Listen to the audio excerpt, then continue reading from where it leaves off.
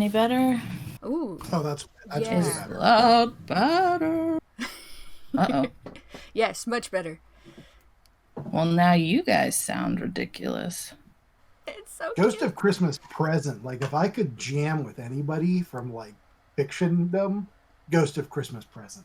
He seems like my kind of... Oh, sure. Mm-hmm. Yeah, Mm-hmm. he seems a lot of fun. Are you guys playing music? Where's this music coming from? What is happening?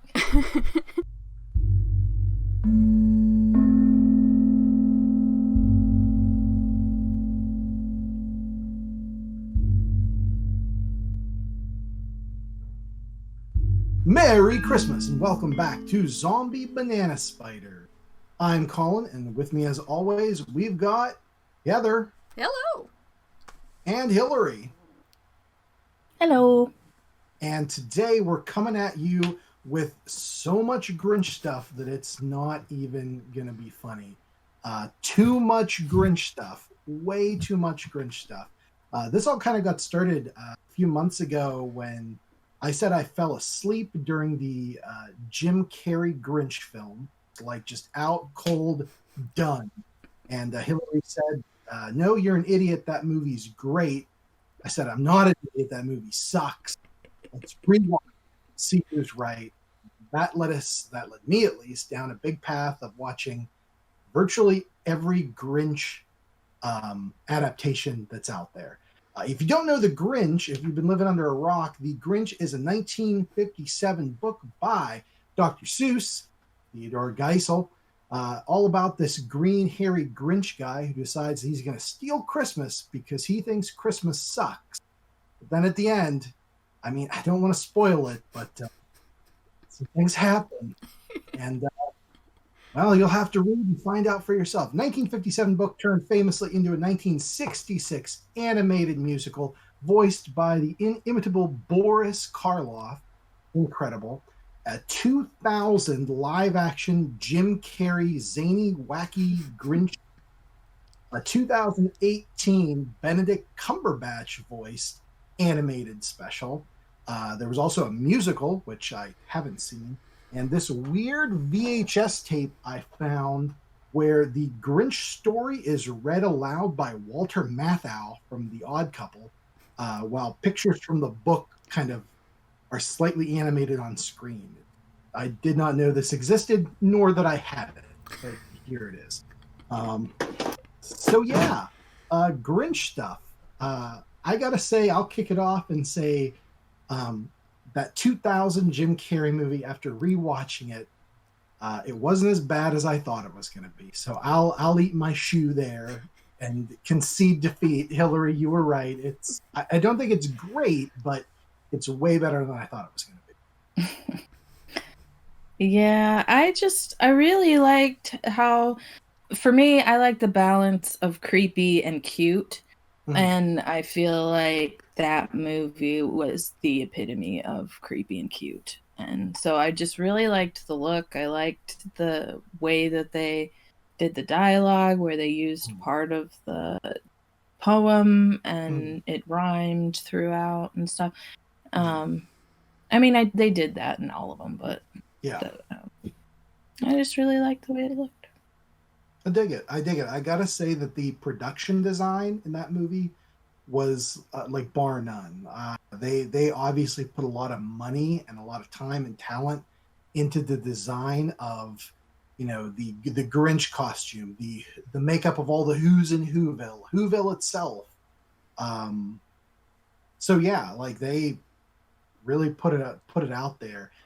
You could tell that whoever was working on it definitely had a passion for the project, which is, I feel, always shows up on screen in some manner. So I agree to some extent. The one thing that the Nostalgia Critic, I don't know if you guys watch him, he did a review of the Jim Carrey Grinch, and one thing that he commented on was how washed out and dirty Whoville looks. Mm-hmm. And I've got to say, like, the designs of everything was amazing, but the color scheme was very off.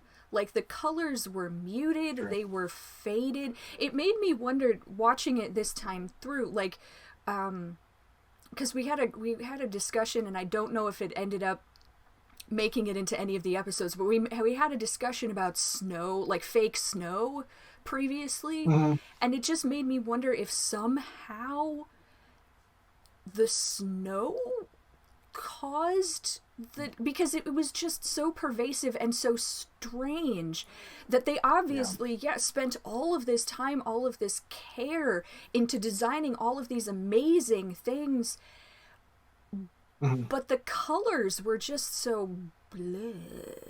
Well, I think for me, watching it, they definitely went for an aesthetic that kind of reminded me of like a Tim Burton Batman movie.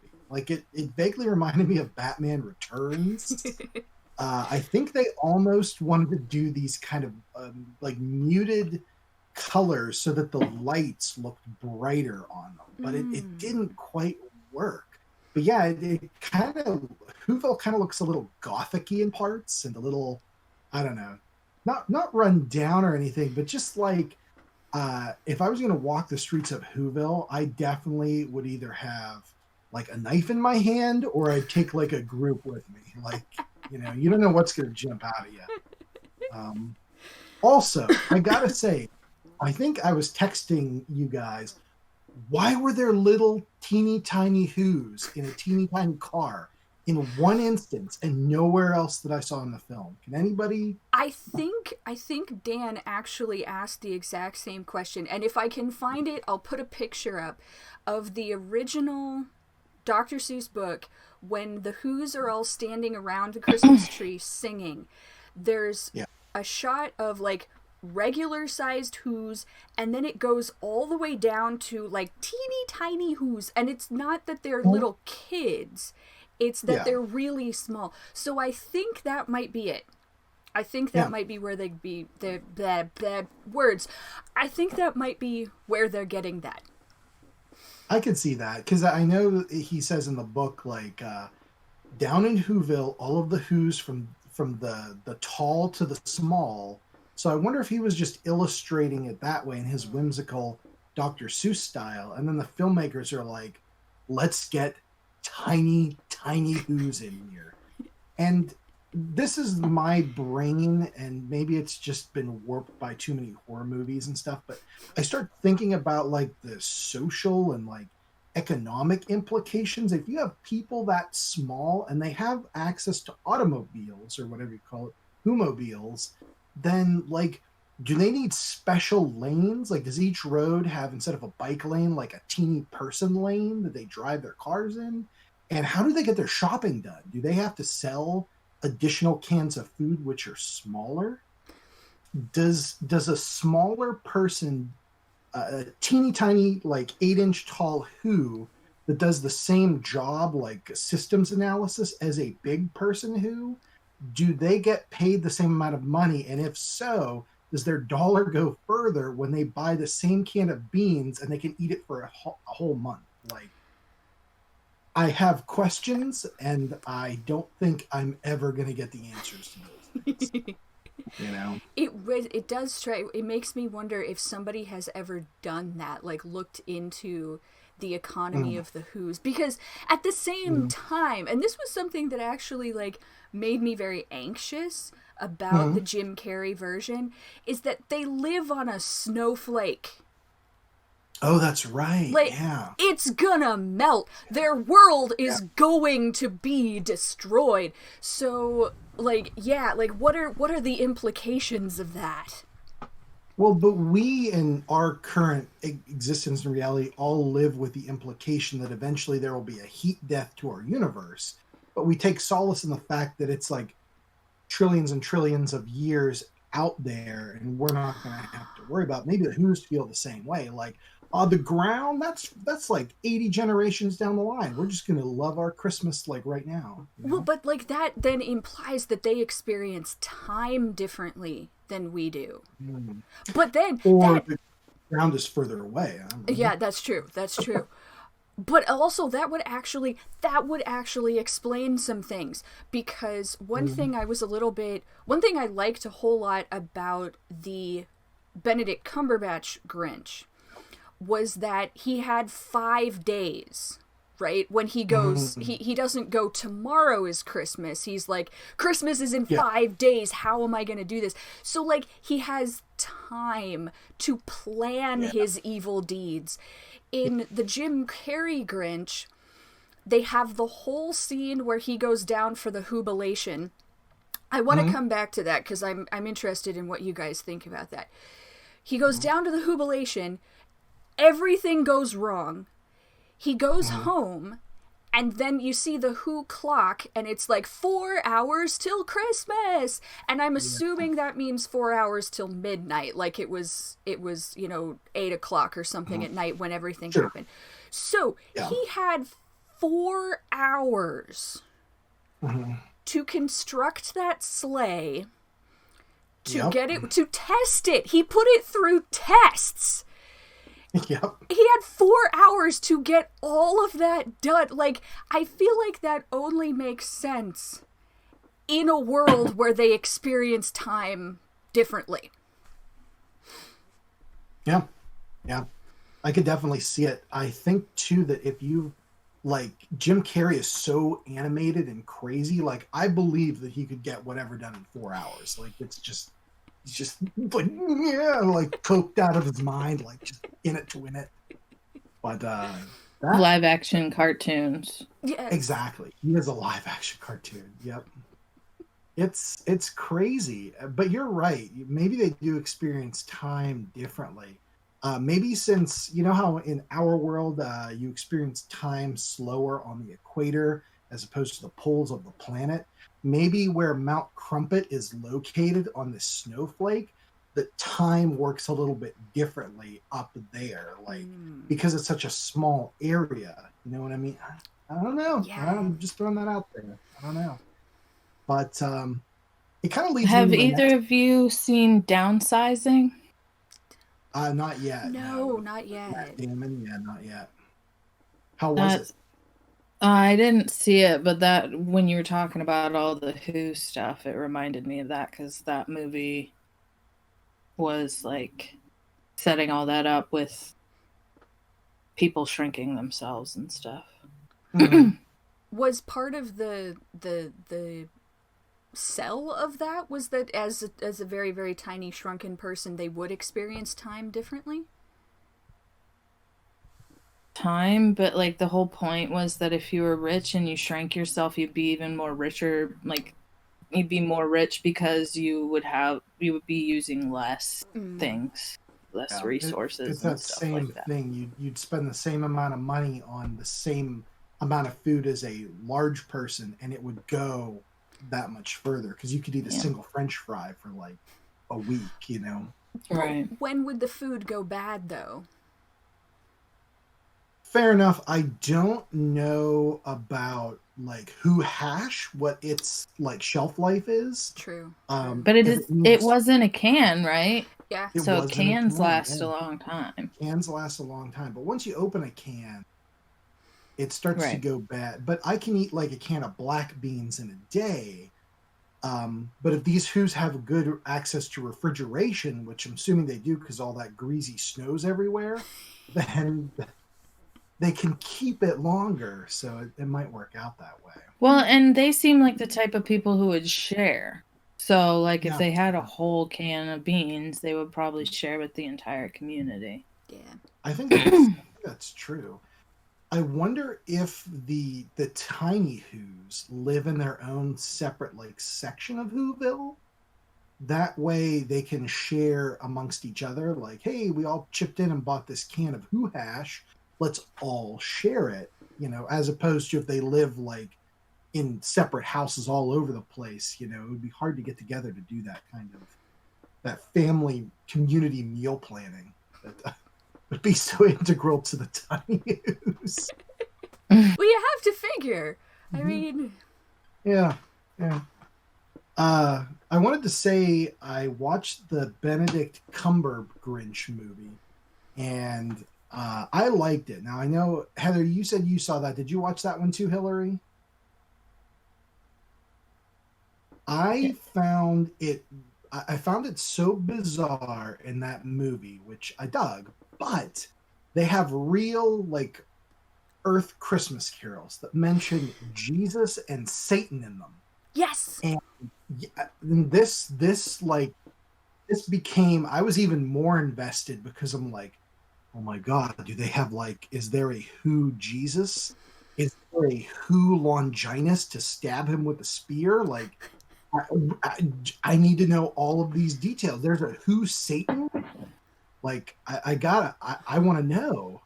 Or if there isn't, like, are they referencing the actual human Jesus and like the human Satan? So that means they know about humans? Yeah. And what do they think about that? And it's like, I find that there's this push and this pull, like the less realistic you make it, like the original story by Dr. Seuss is so far removed from any sort of reality like that I don't think about it. But when you interject like Jesus and Satan into the mix, I'm like, what are the implications of this? Like, how does this work? And then Cindy Lou Who's mom is a nurse. Did you guys notice that? Yeah. She's a nurse, which means that there is a hospital or a doctor's office, which means that either the Who's are susceptible to like disease or injury. And if they're susceptible to injury, why did their society make all these cockamamie, goofy contraptions that seem like they could hurt anybody at the drop of the tiniest hat? The tiniest, teeniest Who hat. That seems irresponsible for a society to do that. Like, well, are we taking into consideration that the Who's were also mentioned in Horton Hears a Who, and that the things that are explained in that story? No, what I didn't. What's explained in that? Hit me up. Well, here's the thing. It seems like Dr. Seuss liked to sneak in morals and things into his story. So, like in Horton Hears a Who, a person's a person, no matter how small. Sure. Now you can take that however you want to take that, but it kind of seems like it might be making a comment on abortion. I don't know. What? That's what was pointed out to me. Merry Christmas. When I saw Let's get into it. Yeah. Yeah. So I don't know if Horton Hears a Who was before the Grinch or not, but it seemed like the outside world didn't know about the Who's. And I don't think the Who's really knew about the outside world. Nobody believed them until Dr. Hoovy. Yeah. Horton Hears a Who was written before the Grinch by at least 2 years. 3, actually. 54. So there we go. So that is the original. Well, I don't know, because he might have he wrote a lot, so he might have mentioned them in another book too. Now, correct me if I'm wrong, but in Horton Hears a Who, the Who's live on a leaf or a flower petal or something. A flower, that, right? Yeah. A flower, okay. Now that then starts to think about, Heather, what you mentioned about them living on a snowflake in the end of the Jim Carrey ones. And then a flower, so they're obviously really tiny as a species. And that's the thing, like, I think, because the whole issue with Horton Hears a Who, and I know that I am getting the original story mixed up with the movie that also starred Jim Carrey. Yes. But in that one, like, I think the original story too, it's that the Who's, they actually lived on a dust speck, and Horton he caught them on a flower. He put them on a flower. So the whole sort of tension in that story was getting other people to believe Horton, that there were people on the dust speck, but also, too, finding them a safe place to be, because they were just floating around on this dust speck. They were so, precarious. So I wonder if in the 2000 Grinch, if putting the Who's on a snowflake, which is a likewise precarious place to be, was kind of a callback to Horton Hears a Who. I think that was that not in the book? That the Who's lived on a snowflake? The snowflake? I don't think so. And in the Grinch story, no. It doesn't really say. It just talks about Whoville. It doesn't say where Whoville is. Okay. So it went. Yeah, I wonder if that was a callback to that. I have to wonder if there's any kind of relation, like, are the Who's on the snowflake related to the Who's on the dust mote in any way, shape, or form? Like, could they be, No, yeah, like if it's a different. Because in Horton, in Horton Hears a Who, were the Who's actually living in Whoville? Like, did they talk about Whoville? I don't remember. But, if it's a dust speck and it was floating up in the air and it got cold, it could collect condensation and such. Maybe that's how they experienced Christmas. Oh.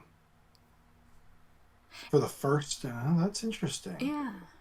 And what's interesting, too, kind of going back to the tiny Who's in Whoville, at the end of I have the recordings of Horton Hears a Who. I don't know who did Horton Hears a Who. It did not the Jim Carrey one. Back in the day, 1970, they had a TV cartoon adaptation. Yeah, and I have the recording of it. At the very end of it, when everything's fine and everybody's safe and all is good, Dr. Hoovy is standing there and he sees a dust speck fly by going, "Help me! Help me!" So the implication there is that there are dust specks that are for the Who's who live on a dust speck, and there are people on those dust specks. So, yep. Mind blown. So could the snowflake from the Doctor Who, from the Grinch, could that snowflake be a snowflake that's falling into the Whoville that's on the dust mote from Horton Hears a Who? I don't see why not. I don't know. I don't know. Either way, I'm very disturbed because I think you're right, Heather, that eventually that snowflake's going to melt somewhere. And now I'm experiencing existential dread. So thank you, Dr. Seuss, for that. Well, maybe the snowflake will just land and then melt. And it's not like they built their society out of snow. So their society won't melt. It's just the snowflake will melt. And since we're living in cartoon land, everything would be fine. Maybe. Hilary, you sweet summer child with your naivete. That's absolutely not how that would happen. They're all going to die. There's nothing anyone can do. Fair enough. Well, the only issue that I had with the Jim Carrey version, and I just loved the weird sense of humor about it. I loved it was strange how he was so caught up on a girl that he had a crush on when he was 5. Yeah. But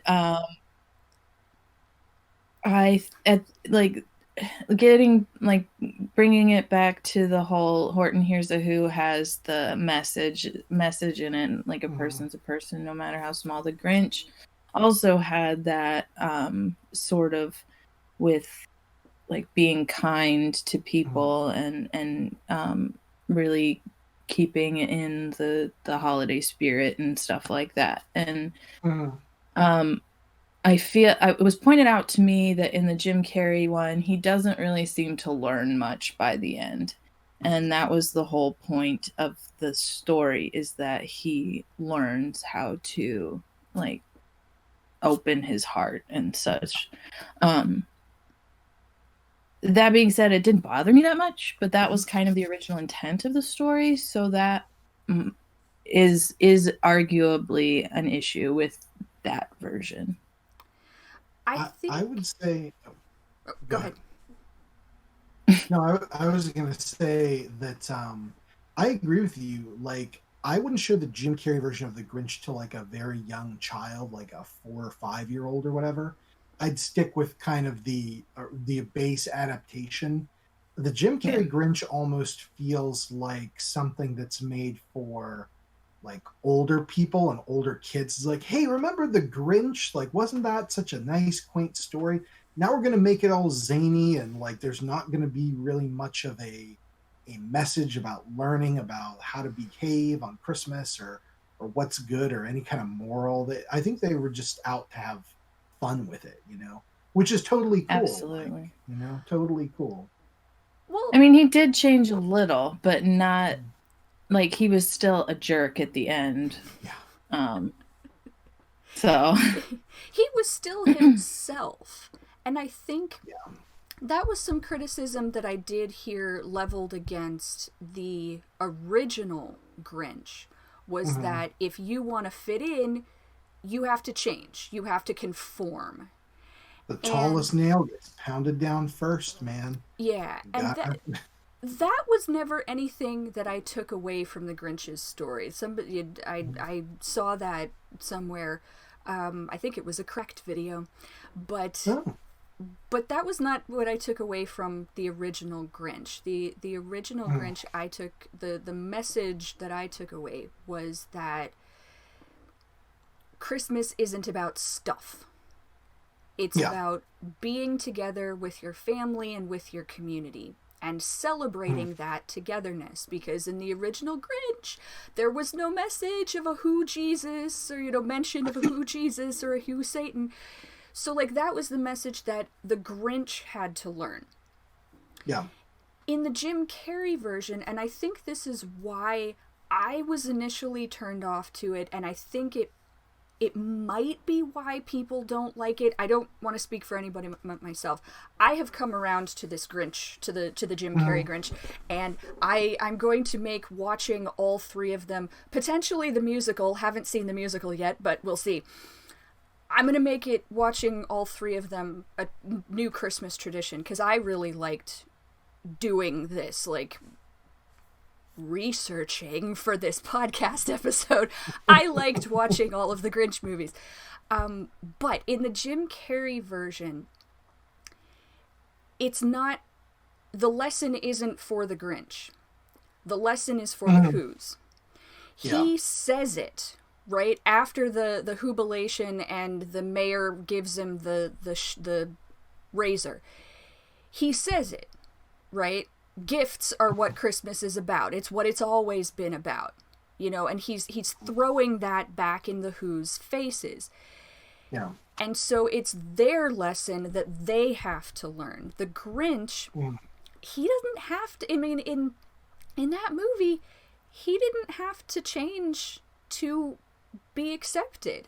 And that's kind of the thing too, is that nobody else, and this is something really in the Cumber Grinch version, is that apart from the bully mayor, nobody was really mean to him.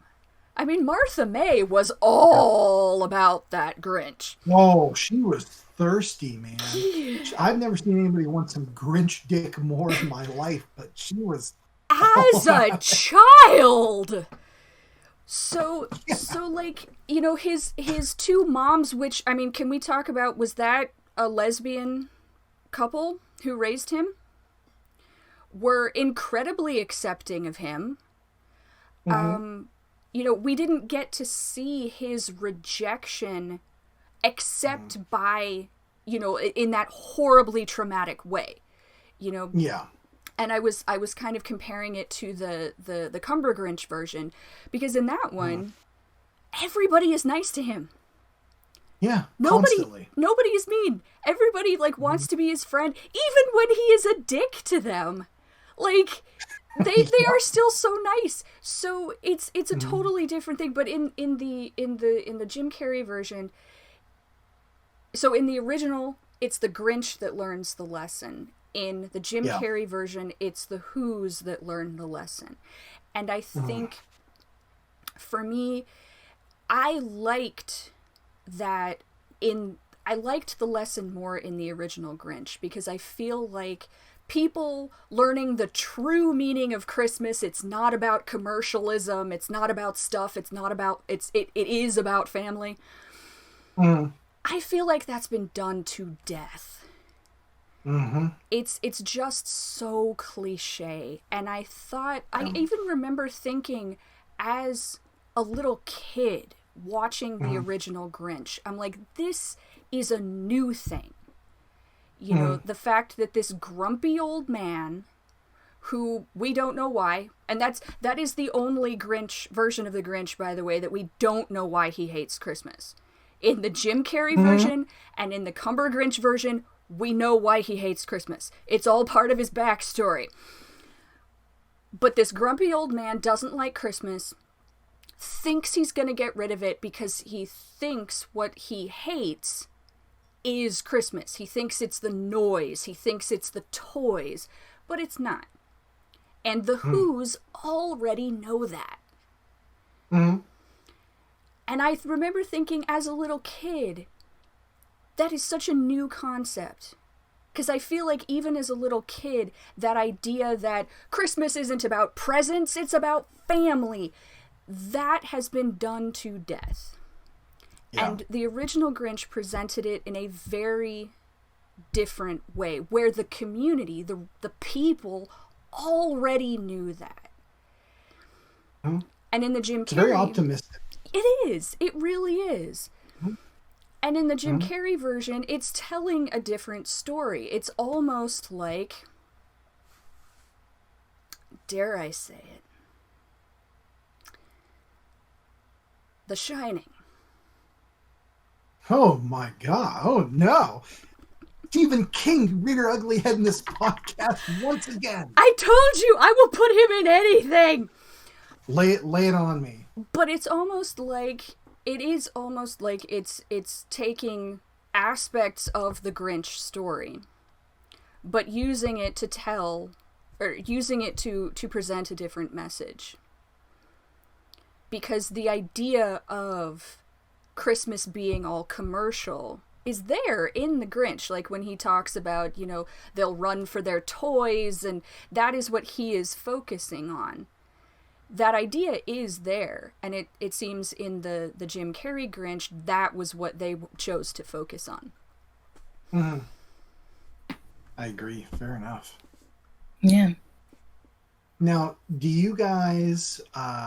I guess I should ask, after watching all these Grinches, so much Grinch, do you guys have a favorite adaptation? Or is the book, like, the favorite presentation of this story, whether it's the book, the 66 cartoon, the 2000, the 2018, we got Karloff Grinch, Carrey Grinch, Cumber Grinch, the book, what's your favorite? Like, do you have a favorite? I think my favorite is the Jim Carrey Grinch. I think I was the right age for that movie, and it was also one of the first movies that I can remember where I went by myself, like as a adult type person. So that one is my favorite, and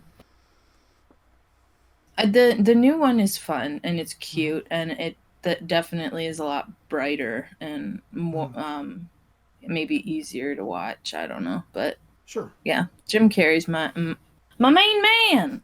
I get it, man. I get it. Like I said, I was surprised how much I came around on that movie watching it. Are there other things like that we haven't mentioned that you like about the movie, Hill? Because I feel like that version of the Grinch gets dumped on so much. Like, if we could talk up more. I love everything about that movie. Jim Carrey is so animated. He did such a great job. And not only that, but he had to have been so uncomfortable. I'm pretty sure that I either read or heard that he either almost got heat stroke multiple times or got heat stroke multiple times because of the costume. The contacts that he had to put in covered his entire eye. Yeah. And like the teeth were also over top of his teeth. So I imagine that would have been so claustrophobic. He killed it. He famously called in a person who is an expert on, like from the military or something, an expert on surviving torture to teach him techniques to cope with the makeup in that film. Mm-hmm. Like, so, wow. You know, dedicated to your craft, man, or just it can't get out of a contract, one of the two. but seriously, like, and to pull that performance off in that, like, it's got to be so uncomfortable. It's, you know, hot and, like you said, with the contacts. So that is amazing that he turned in the performance he did, you know? Yeah. I think that, like, the kids were not Cindy Lou Who was not the greatest actress, but she was cute enough. And his performance overshadowed any unbalance there was with her. I think everybody else did a great job. It seemed like everybody knew what this movie was, and it seemed like they all had a lot of fun doing it. Mm-hmm. Hopefully, except for maybe Jim Carrey. But I appreciate everything that you have done, Jim Carrey. Thank you for putting yourself on the line for my entertainment. I gotta say, Hilary, I really like the subtle humor in there too. Like Jim Carrey being animated like a cartoon is great, but some of my favorite parts were like when he checks his answering machine message, and he gets to do that very subtle, like, that doesn't track. Let me check and it's just great timing and great setup, great punchlines with all that. So yeah, the humor really works in it. I love, and I'd forgotten those parts. Like, I love the part where he's debating whether or not to go to the jubilation, and he's checking his diary. He's like, dinner with me? I can't cancel that again. Like, it's just so good. Those little moments. Yep. It's great. He's got great timing, and the jokes as written in the script then from that calendar and the alarm clock and stuff. It just works so well. Like he works with that material really well. I almost feel like when they sat down to write this film, and I don't know if this is true or not, they wrote it for Jim Carrey, or then rewrote it once they realized Jim Carrey's going to be the Grinch. Like, to give him stuff that he can just knock out of the park, you know? Mm-hmm. Maybe. And that worked really well. Yeah. And like, do we want to mention Cat in the Hat at all? I haven't seen it. Not if I can help it, but let's do it. I haven't seen it. So Mike Myers and the Cat in the Hat. Hilary, how would you compare Mike Myers' performance to Jim Carrey's performance? That really seemed like a cash grab. I don't know. I don't know if it was Mike Myers' fault or if it was just like the studios being like, Grinch did well, let's make Cat in the Hat too. Mm-hmm. The makeup was great. I don't know if he suffered as much as Jim Carrey did, but I really liked the look of the film. But they were trying to make the humor the same as the Grinch, and they just missed the mark hardcore. I don't know if they had different writers or what the deal was, but like the one that I remember specifically is they're being chased through front yards and gardens and stuff, the kids and the Cat in the Hat, and the cat stops.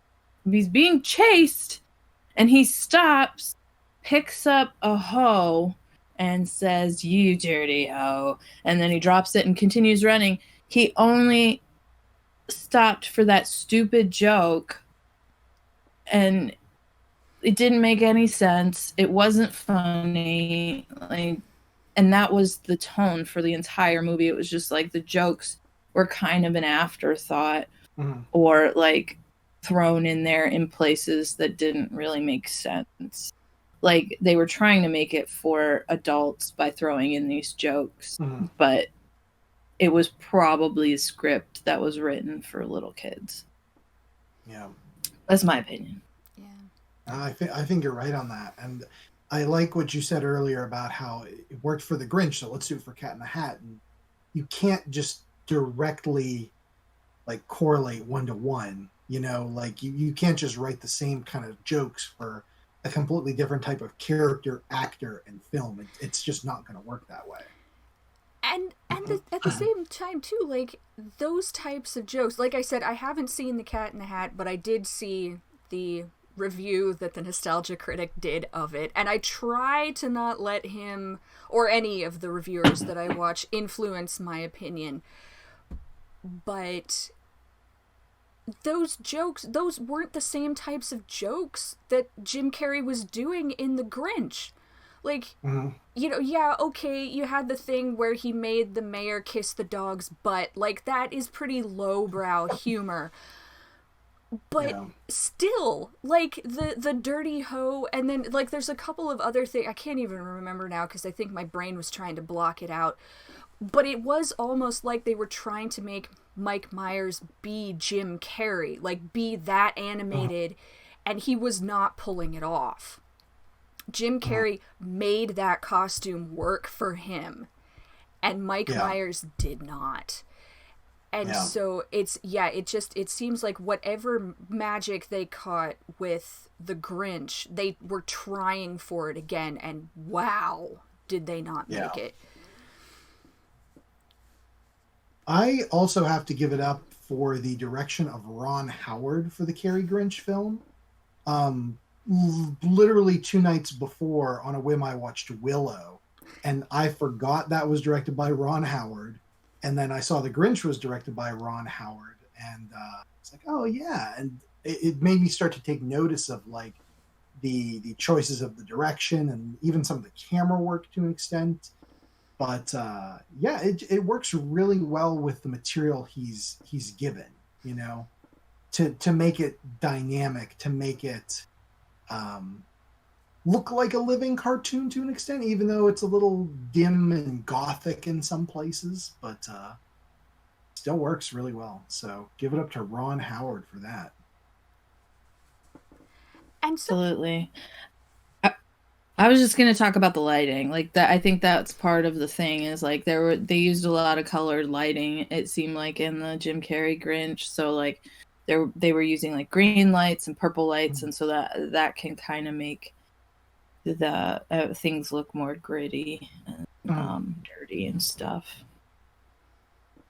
Yeah, like we were saying earlier, it may have been something to the effect of the colors on all like the houses and stuff are a little muted because they wanted the lights to shine brighter or be more brilliant. But whether or not they pulled that off exactly is kind of iffy. But I do like that they used multicolored lights for effect. I think that's a cool look at a lot of movies. I wish they'd do it more in films, but well, I think that's kind of a comic booky type effect. That's why like Batman used it. The Dick Tracy movie, I actually just started watching that for the first time because they have some cool makeup in there, and then they also do interesting transitions from like 2D to 3D and a combination of like computer and practical effects and stuff. But are gorgeous in that movie. Yeah, but they use a lot of like purple spotlights and like green spotlights and different contrasting colors to make it more graphic, I guess, graphic novel-ish. Agreed. Now, great production design for Dick Tracy. Yeah, we should do that for an episode because I'd love to talk about the Dick Tracy movie. Sure. But anyway, What were you gonna say, Heath? Do you remember? I can't remember. Heather, how about your favorite version of the Grinch? Oh yeah.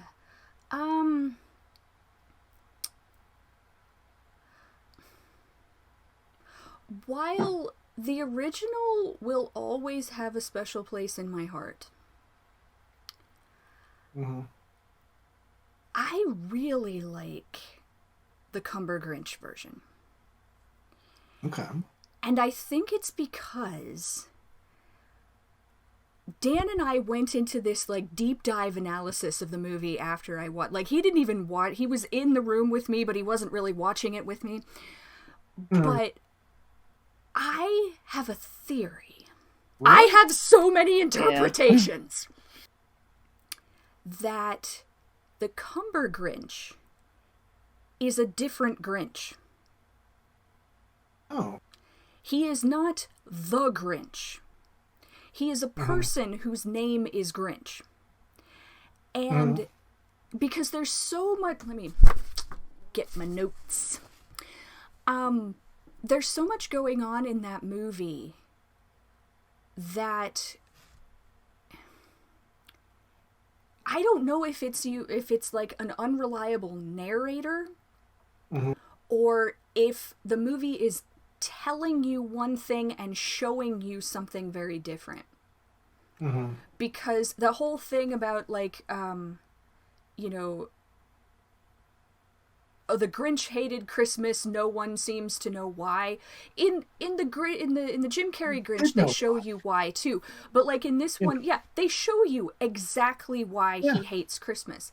And then you have this shot where the narrator is reading the part of the poem where he's like, the Who's young and old would sit down to a feast, and they'll feast and they'll feast, and it shows you this huge long table of Who's sitting and eating all of this food, and the little tiny, adorable, not quite baby Yoda cute Grinch out the window watching them.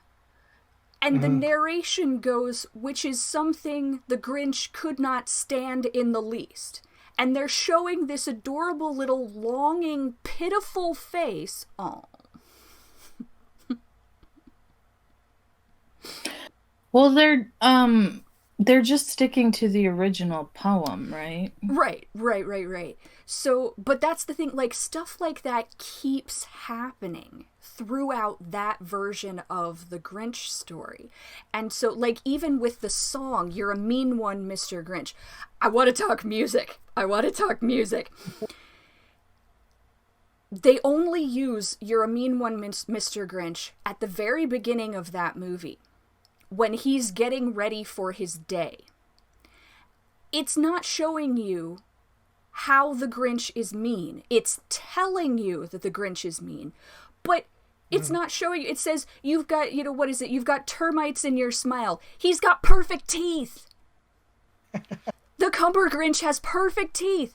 And it's like, there are other things. It's a shortened version of "You're a Mean One, Mr. Grinch" that's used in the movie. But everything that it's telling you, it's showing you something different. Yes, okay, Max brings him coffee, but how does he treat Max? He's good to Max. He pets him, like in the small moments, when he interacts with Max. There's this one part where he gets in his chair and he's going up, to the next floor, and Max jumps in the chair with him. The Grinch is petting Max. So everything that this song is telling you about how the Grinch is terrible is a lie.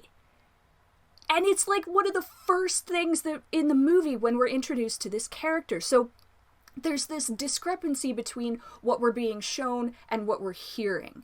And then when we have the shot, like the montage where he's dressing in his Santa Claus outfit, it doesn't even play that song. It plays, I think it's a jazz song. I don't know if it's a jazz standard, but it's "Is That You, Santa Claus?"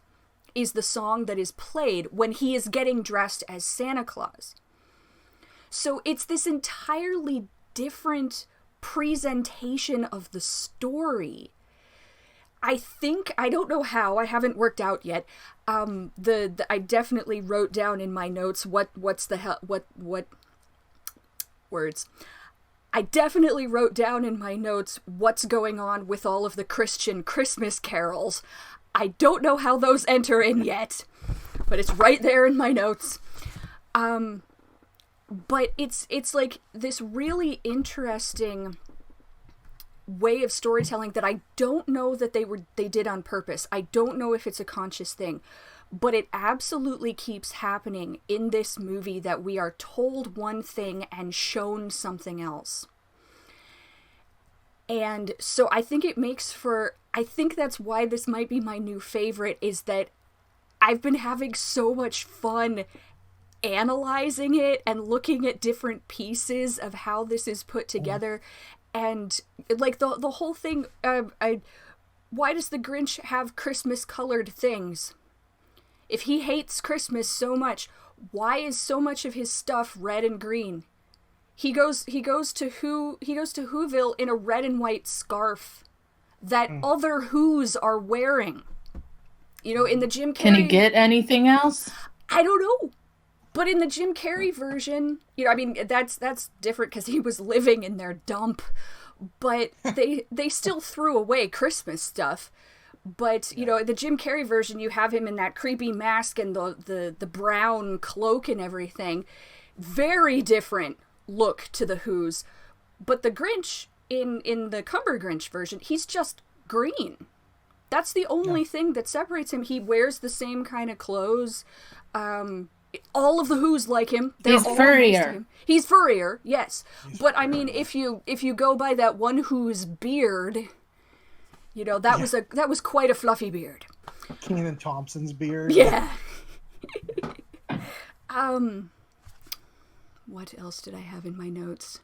Yeah, like this, the Cumber Grinch version, he's not angry. He's not vengeful. He's kind of grumpy, but not grumpy the way the original Grinch is grumpy.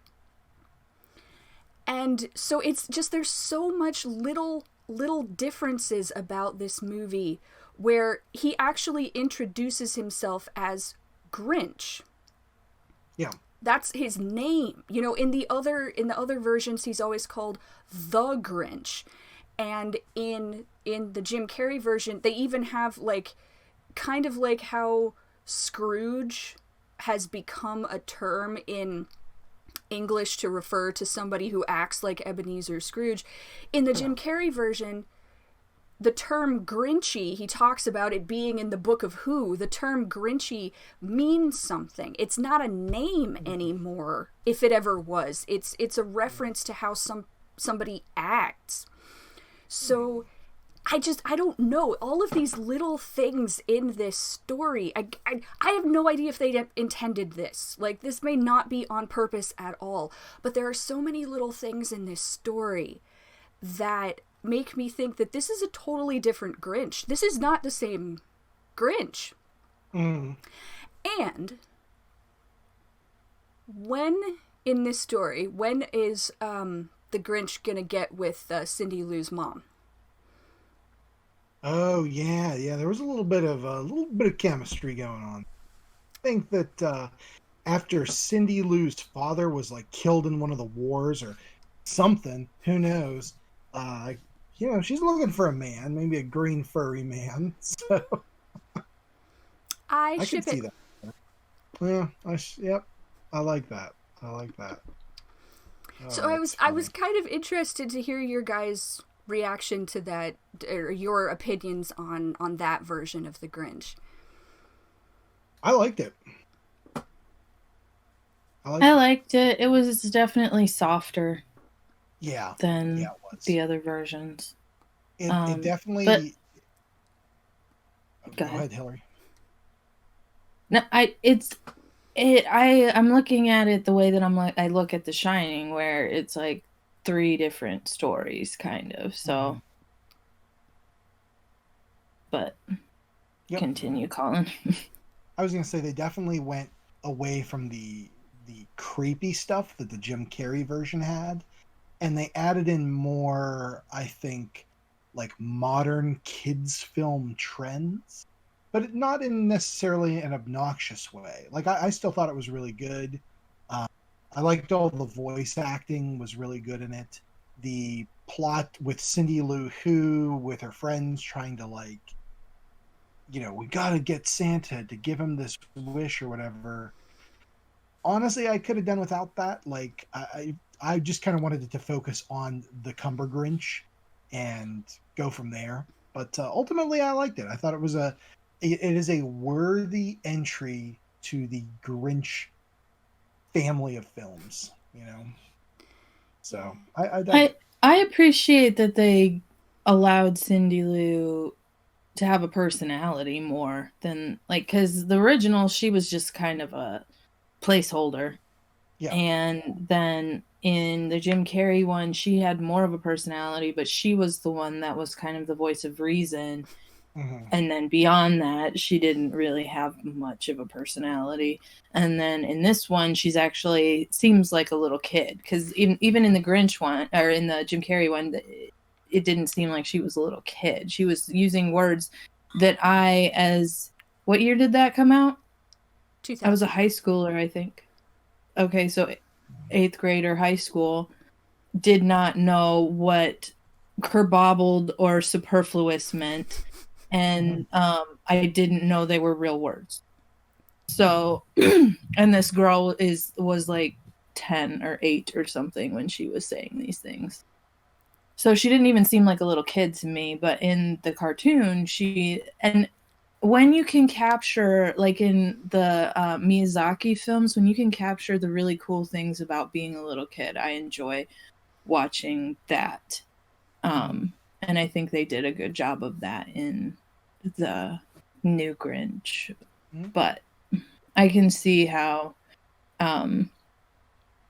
they made the Grinch a really fun character to hang out with. So I can see how you would want to spend more time with him. Yeah, I really liked in talking about sort of letting Cindy Lou be a little kid and have that kind of little kid focus. I love the scene where she decides she's going to the North Pole and her mom is like perfectly okay with it, like, because she knows, and it's not like it's because, oh yes, the Who's let our kids do whatever, no, it's because Cindy Lou is a little kid and she has that little kid focus, and so her mom has to meet her where she is. I really like that scene. Yeah. I agree. I dig it. And I like that. I don't know. Here's the question, because in the original, talking about lessons or morals or whatever, in the first one, in the original, it really seemed like it was the Grinch's lesson to learn. In the Jim Carrey one, it was the Who's lesson to learn. I don't know what lesson is learned in the Cumber Grinch version, because even though communication, maybe like if and I actually really liked the part where the Grinch starts to panic when he's in town and he's around all those people. Like, I'm like, my God, are they actually going to address like issues of trauma and like maybe slight agoraphobia? Yeah. Like, not completely. He can go into town and be all right, but only like, if he masks himself with dickishness. So I don't know how well they actually handled that, but that scene struck me. But what else was I gonna say? It's like, yeah, like communication kind of seems like the lesson of this Grinch, because even though the Who's go all out for Christmas and there's all this stuff and there's a wreath salesman or whoever just hands out wreaths to people, even though the Grinches, even though the Who's are very focused on Christmas, like they like Christmas a lot, one might say. Yeah. None of it in the Cumber Grinch version is focused around presents, right? It's all about experience, you know, because like they make the Cindy Lou's family make that ornament, and then the whole town brings ornaments to put on the giant tree. They have that Santa maze, or the light maze that everybody goes into. So it's like, it's not about getting presents, it's not about acquiring things the way it is in the Jim Carrey Grinch. It's more about experiences and spending time with people. So in that sense, even when, you know, you have the lesson at the end where Cindy Lou's mom is like, Christmas is in here, he only took stuff. Yes, but did anybody need to learn that lesson?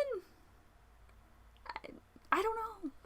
Cindy Lou Who didn't seem even too put out by it initially. Like, I think. Well, didn't she say? Conclusion there. Mm-hmm. Wasn't Cindy Lou blaming herself, and that's why her mom said that, because she was like, "It's my fault that the Grinch came and took everything." Yeah. So, and so the mom was like, "No, he didn't ruin Christmas or whatever." But that's, yeah, and I think like that's what she was responding to. It wasn't like a larger, oh my god, he took our stuff, Christmas is ruined. Because even like Cindy Lou, she didn't want a thing, right? She wanted something good. She wanted her mom to be happy. So even there, the focus wasn't on, you know, a tangible object. I think you're definitely right then about that. Who learned the lesson, you know, and that the Grinch, his dickishness is definitely a coping mechanism for, you know, something. Yeah, I just feel like in that one, the communication, if they would have, but it's like the Grinch didn't want to participate until the end. Mm-hmm. Like Keenan called himself his best friend through the whole movie, and the Grinch was like, yeah, whatever, until the end. So it was just like he needed, it was an internal thing. It wasn't like he was being rejected by the community. It was him feeling like the community was rejecting him, even though it wasn't. Yeah. So maybe that's it, is like, maybe you put up your own roadblocks or something like that sometimes. And that actually, you reminded me, Hill, that actually goes so much with another musical thing. Because when Cindy Lou says to the Santa Grinch, you know, she talks about the whole town getting together, and when they sing the song, you close your eyes and all of your cares or all of your worries, all of your stress just goes away. And then they have that shot at the end where he sees them singing. And the narrator says, you know, if he does what she does, can he feel the same? They're singing the Welcome Christmas song. They changed some of the words because the original never had Welcome Home in it. But they're singing the Welcome Christmas, the Who song. They're singing it, and then they cut to the Grinch. He closes his eyes, and the song stops. Like, they're still playing orchestral music underneath it, but it's not an orchestral version of Welcome Christmas. It's an entirely different piece. So even there, you have this, you know, you're being shown one thing, being told something else, because he's not internalizing that song in that moment. It's something else that's happening in him that we as the audience might not even be privy to, that's causing him to react differently to what he's seeing. So I think you're right, Hill, that it's that kind of internal change, kind of that's always been exemplified by his heart growing 3 sizes. You know, that's always been an internal change. But I think in that moment, that's kind of what the movie is leading up to, in that what we are seeing as the audience and what he is experiencing are two very different things. And in that moment, we kind of experience that even more because we're not hearing what he's hearing. We're not hearing the welcome home, the welcome Christmas song. Yes, I think this one might be my favorite. Awesome. What's your favorite? Yeah. Version? My favorite iteration, you know what? I'm going to be a hipster. I'm going to go back OG 1966 to the animation. It's got my boy Boris Karloff narrating, so you can't shake a stick at that. I don't know. I like that it's short and it's sweet. It's very rhymey. I love the old school animation. I'm a fan of that kind of stuff, and I like the other versions too. I definitely do. That it is true, but I don't know, something about the original just it gives me the warm and fuzzies. Like I remember we'd always go up to Christmas at my grandma's house, which is right across the street. We just walk over there. And when I was very young, they'd put the TV on for us. Like they had the Muppet holiday special where Sesame Street and the Muppets meet up for a Christmas house party and stuff like that. Really good time. So I get the warm and fuzzies thinking about the old Grinch. It just makes me happy. So I will go with the original. I'll be the hipster of this group, and neatly, like a nice little package, we each like a different one, and that works out perfectly for me. I dig it. You can't beat the original version of that song. No. It's a great song. Yeah. And Home Alone was an important holiday movie for me, and they have that version in Home Alone. So, Yep. Good stuff, man. So how about this question for you guys? I'm going to post to you. Out of all the Grinches, cutest Max the dog. And go, Hilary. I have got mine. I mean, they're all very cute. Mm-hmm. I would say probably original. Okay. Good call. How about you, Heather? Yeah, I've got to go original. Original? The Cumber Grinch Max was very cute, but there's something about Max in the original. It's just his adorable little face and his little mannerisms, like where it's very cartoony. Like it's very cartoony, but the part where the Grinch is flying in or he's in the sleigh and he flies off of something and the sleigh like goes upside down and Max like falls in front of him and he does that little like I'm defying gravity wave, and then he looks down and he gets scared and he grabs onto the Grinch's face. Like there's nothing like that. Yeah. That is interesting, you guys. I did not expect you to both go OG Max. Because I'm going 2018 Cumber Grinch Max. Wow. He was so cute in that movie. Like, I can't even like stand it with his big eyes, his little like faux hawk thing going. I just want to pet him so badly. All right. Do we want to do any final Grinch thoughts and then move into our recommendations and trivia? Grinch is a good holiday movie. I was just thinking because of the whole like it's not. I was hoping it was just a holiday movie and not a Christmas movie, but obviously it's a Christmas movie. Well, I think that's interesting too because they do mention, and this is why I think the use of the Christian Christmas carols in the Cumber Grinch version bothered me. Because they do mention Christmas in the original version. I mean, it's in the title, yes, but they do mention it in the poem.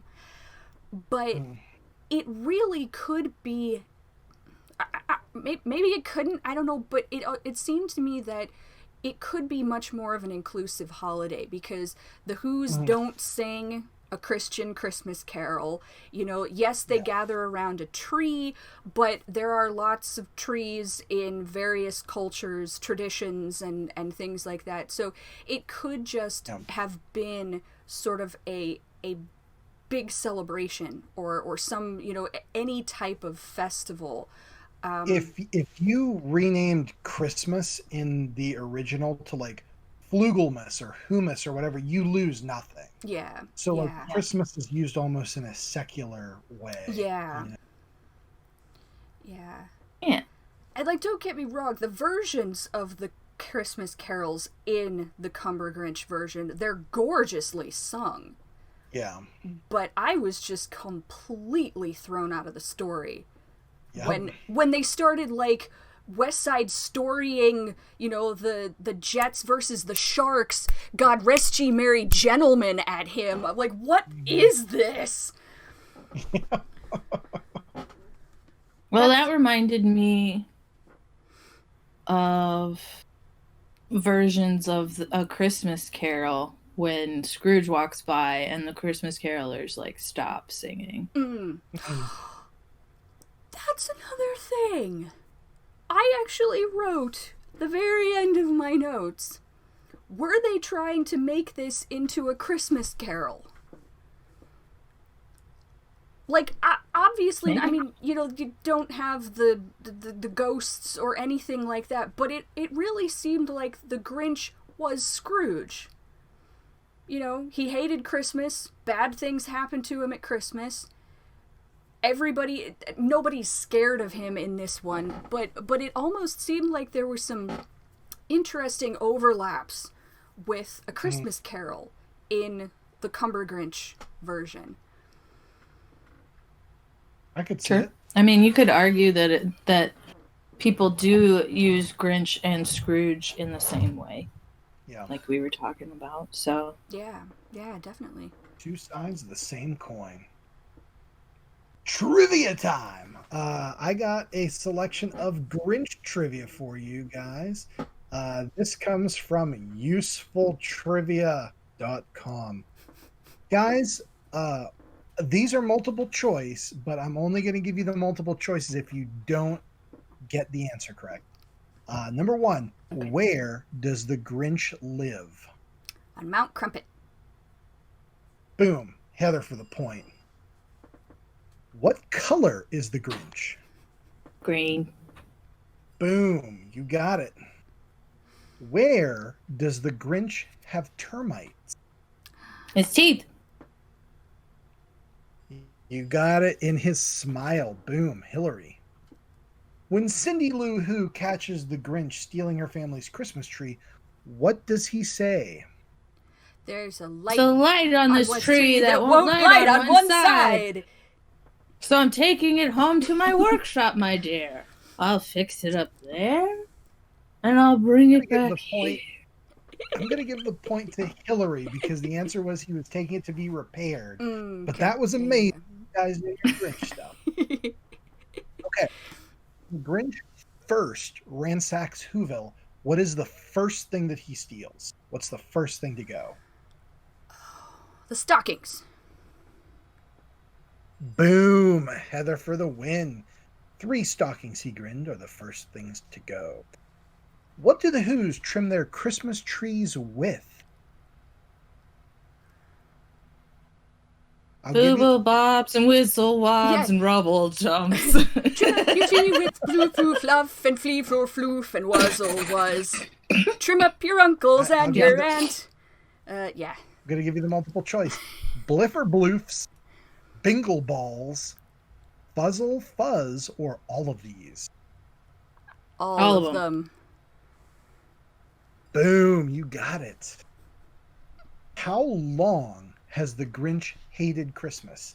We're looking for a number of years. It's very specific. 53 years he's put up with it now.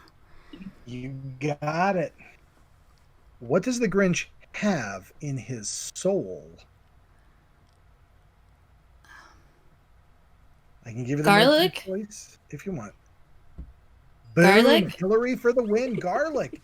Your brain is full of spiders. You have garlic in your soul, Mr. That's Grinch. How does the Grinch know that Christmas has come in spite of his interference? Oh, they sing the song. The singing? Double points, both of ya. Every whodunit Whoville, the tall and the small, was singing without any presents at all. The Grinch's heart is full of blank.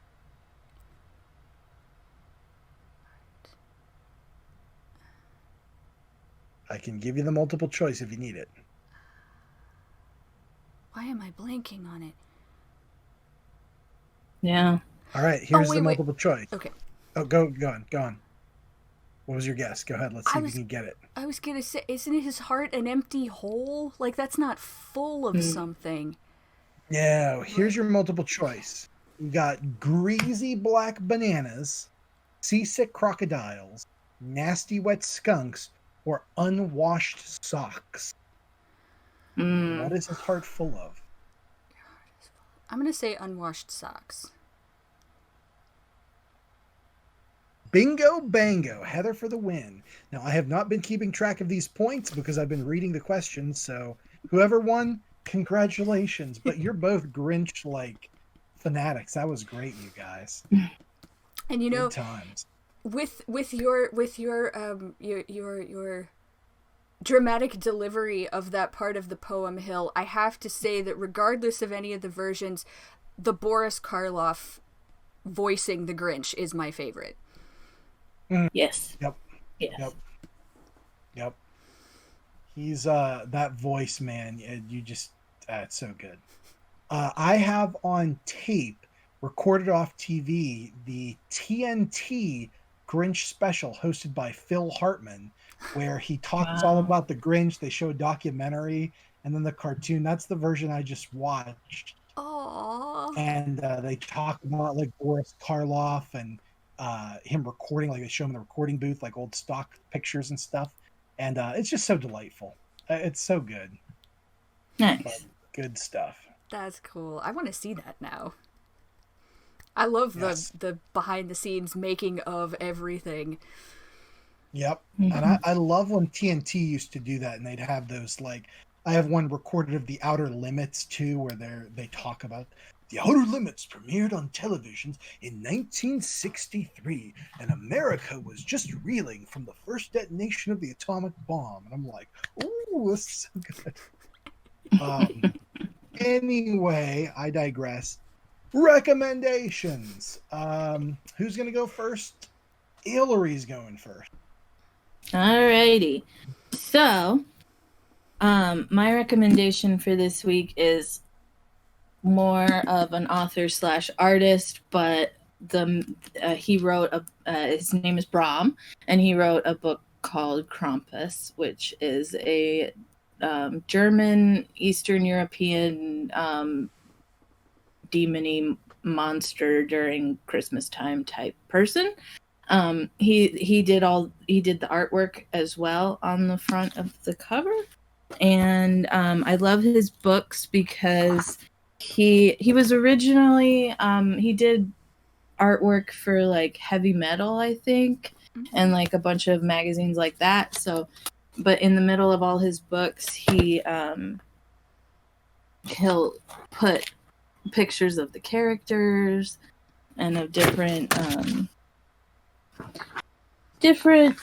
parts that he'll draw, like different situations and stuff. So in the middle, but also then at the beginning of all the chapters, he'll have a little sketch of things too.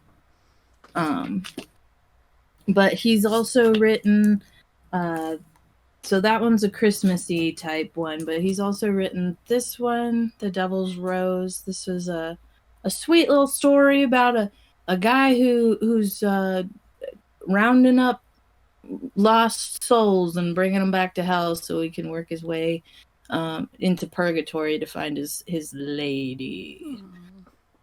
So that's a good one. And that one, actually, these are the ones he started with, and that one's fully illustrated for the most part. So he's pretty great. And then the first book that I got of his is called The Plucker, and this one would actually go well with our kids horror. So retroactive recommendation, because this is like kind of like a dark Toy Story type thing almost. It's this little boy gets a gift from his dad who travels all over the world, and the gift is actually like a little thing that has a demon trapped inside of it, and it falls and breaks open, and his toys have to like save him from this awful demon thing. Aww.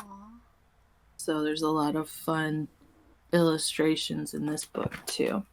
So I would say if you like kind of a dark, beautiful, somewhat sad, but really interesting characters and relatable characters, should check him out. And I would say he gets probably 8 out of 12 Christmas trees. Ooh. 75%. That's pretty good. I love Brom. I'm a big fan of his art.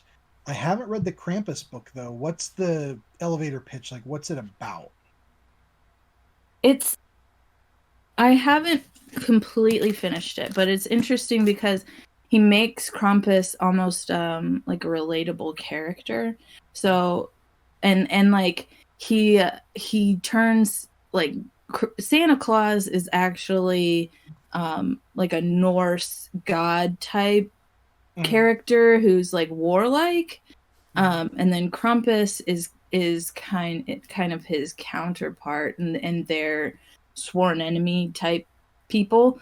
And so in this book, Krampus is trapped in a cave because Santa Claus like chained him into this cave, so he couldn't go around trying to claim Christmas for himself, because Krampus is the Yule Lord and Santa Claus is like, obviously, so they're trying to be in control of the holiday or whatever this time of year.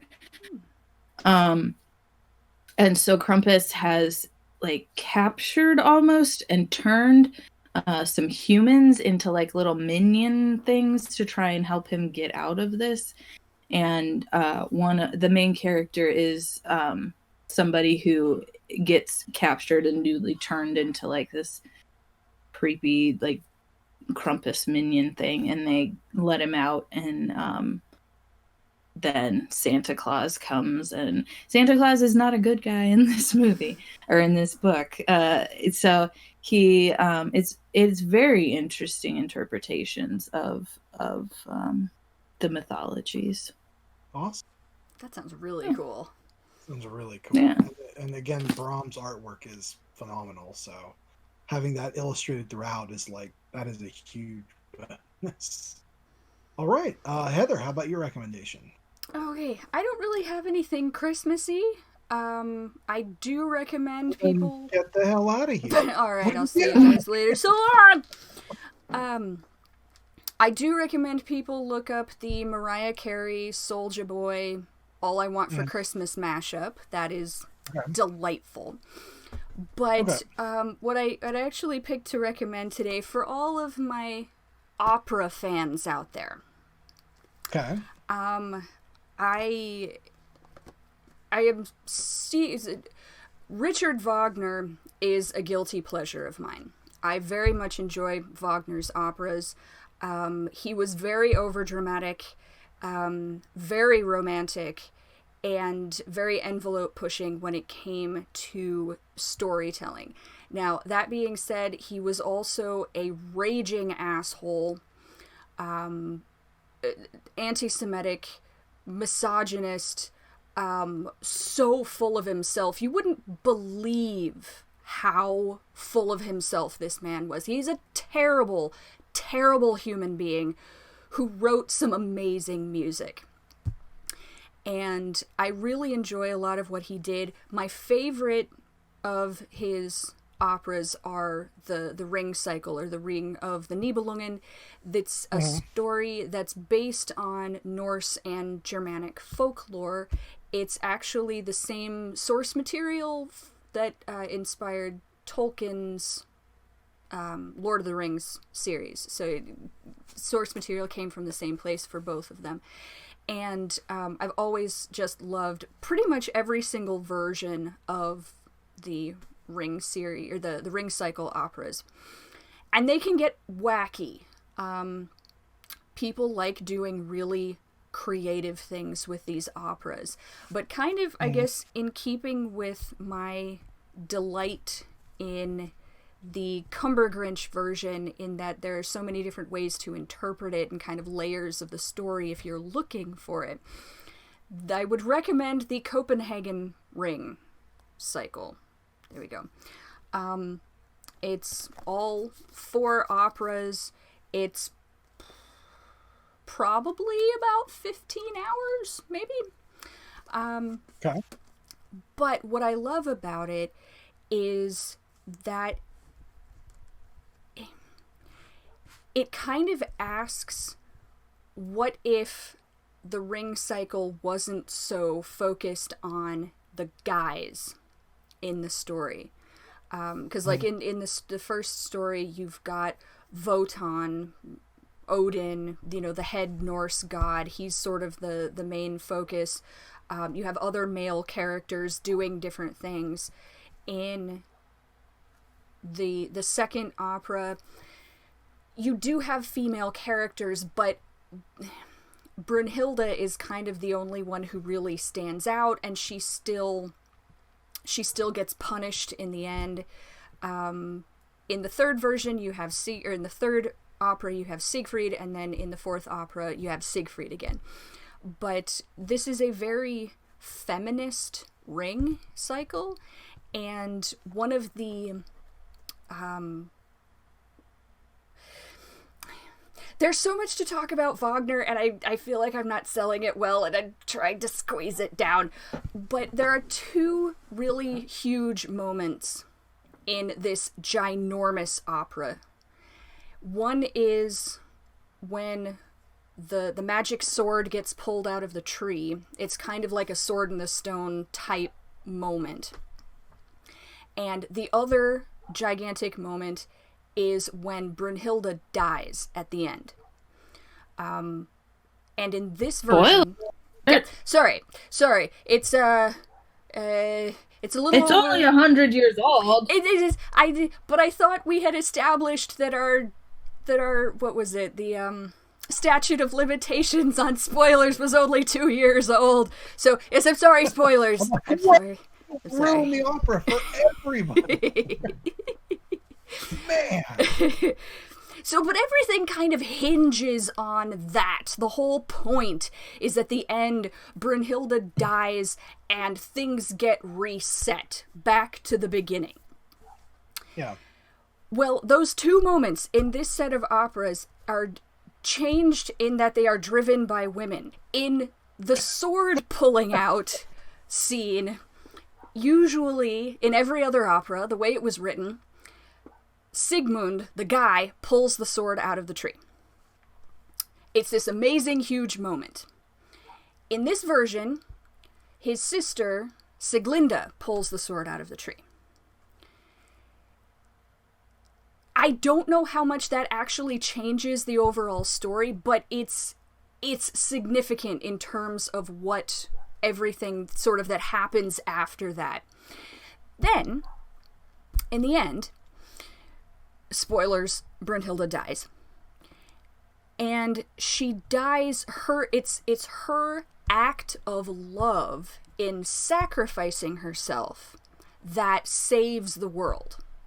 Like at the end of the opera, Valhalla's on fire, all of the gods are dying, and it's this one act of love that Brunhilde does in sacrificing herself to save the world. But in this version, in the last opera, Brunhilde is pregnant with Siegfried's child. because they became lovers at the end of the third opera. And in the fourth opera, he goes off and does terrible things. But she's pregnant with his child, which changes the dynamic completely. And then, at the end, right before she's going to kill herself, she was going to kill herself. Right before that, she goes into labor and has the baby. And so at the end of this one, her act of love that redeems the world isn't her killing herself, it's giving birth. And so she is alive at the end of the story, this incredibly powerful, poignant story that always hinged on her dying, she is alive at the end of. So I just love it. It is absolutely amazing. It is incredible music. That is what I'm recommending. Thanks. Is it a CD or is it a DVD? It's DVD. DVDs. Is it a play or is it a movie? It's an opera, so it's more like a play. I believe it's staged. It's not shot for movie. So it's not like when they turn a movie into, or when they turn a musical into a movie. It's just they recorded a stage version. And with the holidays and hopefully, you know, people have time off of work or whatever, 15 hours? Yeah, like, you got time. I mean, you know, you spend some days, you know, doing the binge watching The Lord of the Rings, and then you binge watch Wagner's opera. Yeah. Not an either or situation. Like, you're going whole hog with this effort. How can you choose between the two? I mean, you can't. You gotta watch both. That sounds like a lot of fun. Me personally, I've been wanting to watch the Ring cycle, so that Wagner's Ring cycle, the Japanese Ring movie. There is a difference. So that sounds good. That sounds like one to seek out. I'll have to see if I can find that one. I honestly don't know how easy it is. They have versions of or different stagings of The Ring on YouTube, but it's not this version. Those are good. They're really good. But it's not this particular version. So I don't know how easy it is to find, but it is really good. My recommendation, and I have nothing physically because my book is downstairs and I'm lazy. I am recommending going from a 15-hour opera to a 10-page short story. I'm recommending H.P. Lovecraft's 1923 published 1925 short story, The Festival. It is a Christmas story, I guess. It's set at Yule time, and it's the first of his tales that feature Kingsport as the narrator kind of walks into this dreamy, snowy city with the gabled roofs and snow on the ground and this kind of haunting Yuletide, almost like paganish atmosphere. And it's not the best story, but it's got great atmosphere the way it's written. And I think it's the perfect kind of story to read when there's snow falling outside at night and you could sit in front of a crackling fireplace and, you know, spend 20 minutes and just read this short little spooky story. So I'm into that, and that's my recommendation for the week. Very cool. I don't think I've read that one. Like I said, it's super short, dude. So get on it. Good times. Yeah, it's not the best story, actually, in terms of the plot or whatever. It's kind of meh. But like I said, the atmosphere is what I really like. The way he describes this town and the inhabitants and heading down through the streets for this kind of festival type thing. It's really, it gives a good ambiance, which I like. So I'm into that. Very cool. Well, guys, I think that about wraps up our Grinch-tacular Christmas episode. If you guys out there watching have any thoughts about the Grinch or any other holiday or Christmas-themed movies or media, horror or otherwise, leave a link or leave a comment or whatever have you. You can drop us a line on our YouTube page in the comments below. You can hit us up on Instagram at ZombieBananaSpiders or shoot us an email to ZombieBananaSpiders@gmail.com. Hilary, where can people find you? I'm at Aurelius_art on Instagram.